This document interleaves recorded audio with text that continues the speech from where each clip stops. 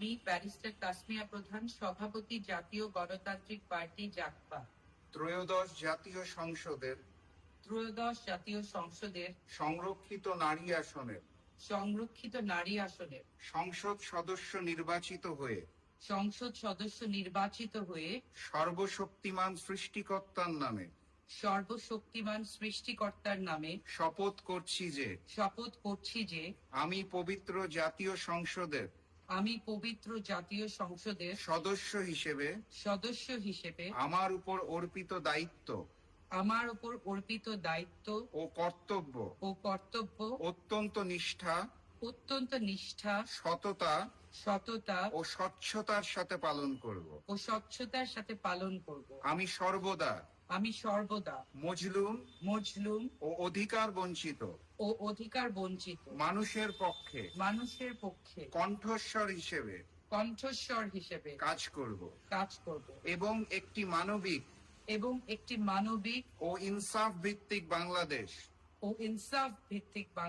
গড়ার লক্ষ্যে নিজেকে উৎসর্গ করব।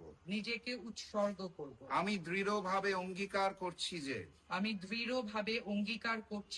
দেশের স্বাধীনতা জাতীয় সার্বভৌমত্ব এবং জনগণের মৌলিক অধিকার রক্ষায় আমি যে কোনো ত্যাগ স্বীকারে সদা প্রস্তুত থাকব। সকল প্রকার ফ্যাসিবাদ স্বৈরতন্ত্র এবং জালিমের